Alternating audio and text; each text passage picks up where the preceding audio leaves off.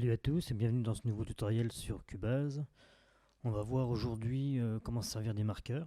C'est une fonction bien utile pour pouvoir se balader dans le projet. Donc plusieurs solutions pour mettre des marqueurs. Donc on va voir la première. Donc on va aller dans projet. Ajouter donc un marqueur ici. Donc CTRL M. Donc moi ça fonctionne pas. Je sais pas pourquoi. Il y a un bug quand j'enregistre. J'ai pas accès au au raccourci, donc surtout celui-ci. Donc marqueur, CTRL M. On arrive ici dans une petite fenêtre. Donc on va par exemple dans ce projet aller au début du premier couplet qui se trouve à la mesure 10. Donc pour agrandir, on vient se positionner la flèche ici dans la petite ligne bleue et on descend ou on monte. Donc voilà, je vais me mettre sur la mesure 10 ici. Donc je suis bien quantifié sur la mesure, ça veut dire que quand je me promène comme ça, il vient se mettre automatiquement sur chaque mesure. Donc en 1, ici. Donc je fais ajouter. Voilà, donc on a ajouté un marqueur à notre projet qu'on peut renommer ici dans notre description. Donc tout simplement en marquant par exemple couplet 1. On sait que quand j'arrive ici, j'arriverai au début de mon couplet. On va en mettre un deuxième pour l'exemple. Donc on va aller au début du refrain numéro 1 qui se trouve ici, ajouter, que je renomme refrain 1. Donc si je veux me promener donc dans mes marqueurs, je vais rétrécir qu'on voit mieux. Voilà. Alors oui, il faut refermer la fenêtre une fois. Donc ça va plus vite normalement avec le raccourci CTRL M. Je referme ici et je la rouvre. Comme ça nous donne accès à nos flèches bleues qui sont ici, la petite flèche. Donc je clique sur le premier, ça se déplace à notre emplacement du début de couplet. Je clique sur le deuxième marqueur, donc on vient bien se déplacer sur notre début de refrain.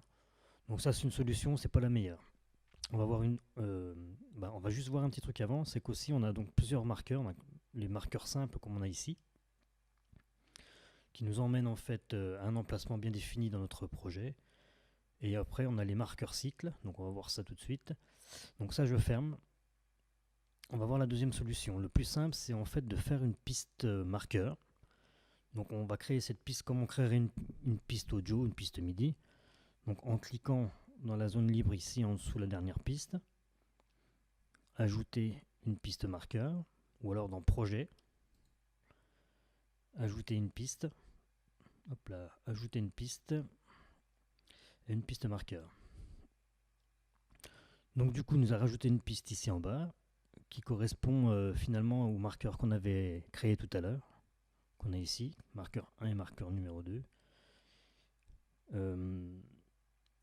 Donc on va s'en servir comme tout à l'heure on avait fait, hein, c'est exactement la même chose. À part que là on va pouvoir créer des marqueurs cycles. Alors on va voir ce que c'est. Donc je rouvre ma fenêtre marqueur, CTRL M ou ici.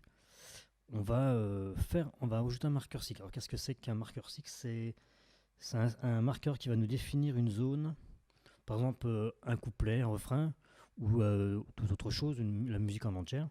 Donc là on va en créer un. Donc on choisit bien marqueur cycle ici dans la petite fenêtre. On fait ajouter. Donc lui en fait ce qu'il m'a fait, il m'a ajouté un marqueur qui correspond à la chanson entière. On voit bien la position, elle démarre à la première mesure et elle se finit à la 95e. Donc dans ma barre de transport, je vois bien que ici j'ai mon projet qui commence ici et qui se termine à la 95e mesure. Les marqueurs cycles sont affichés ici entre parenthèses. On peut les renommer aussi donc ici dans la fenêtre marqueur, tout simplement en cliquant sur description. Donc moi je vais marquer projet entier.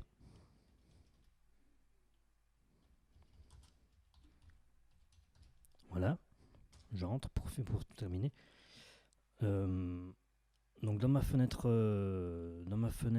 de marqueur ici, on va le retrouver normalement ici, hein. Donc on voit bien que le projet entier est écrit ici.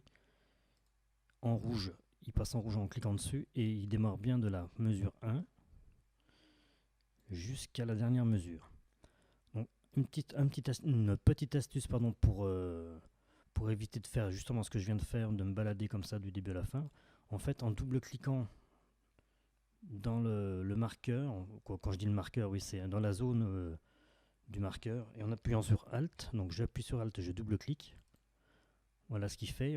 Il va nous mettre en pleine fenêtre le marqueur en entier. Bon, là j'ai mon projet qui est en entier dans le marqueur, donc il va m'ouvrir mon projet en entier. Mais imaginons que je recrée un marqueur sur mon premier couplet, comme j'avais fait tout à l'heure. Donc bien un marqueur cycle, hein, pas un marqueur simple. Donc je prends le coin blanc que je vais venir déplacer jusqu'à la 10e mesure. Et je prends mon extrémité que je vais venir déplacer jusqu'à la 18e. Et je fais ajouter. Il m'a bien créé un marqueur cycle qui commence de la 10e à la 18e. Que je retrouve ici, là, en bas. Donc, comme je disais tout à l'heure, si je veux ouvrir en pleine fenêtre que mon marqueur de mon couplet 1, je ne l'ai pas renommé, mais je sais que c'est le couplet 1, j'appuie sur Alt, pardon, et je double-clique à l'intérieur de mon marqueur. Donc là, j'ai que mon couplet qui va s'afficher en plein écran. Donc c'est quand même pas mal pour bosser plus finement. Donc je vais le renommer celui-ci aussi. Couplet 1. Voilà. Donc je retrouve tous mes marqueurs sur la gauche ici, hein, mes marqueurs cycles qui sont entre parenthèses et mes marqueurs simples qui sont normaux, on va dire. Donc pour avoir accès à ces marqueurs cycles, on va faire comme tout à l'heure, il faut refermer la fenêtre. Donc projet, marqueur, je la rouvre. Voilà, donc là on a bien accès à nos marqueurs, soit dans la fenêtre cycle ici, donc soit dans la fenêtre marqueur, pardon, marqueur simple ou marqueur cycle, mais plus facilement ici, donc sur la gauche on a tous nos marqueurs, les simples et les cycles qui sont ici. Je pense que j'ai été assez clair. Voilà, après on peut faire autant de marqueurs qu'on veut, on peut vraiment travailler plus facilement en pouvant se balader comme on veut dans le projet. On renomme et c'est plus simple pour retrouver nos couplets ou nos refrains, enfin tous nos petits morceaux de notre projet. Voilà, j'espère que ce petit tuto vous a bien servi et à bientôt.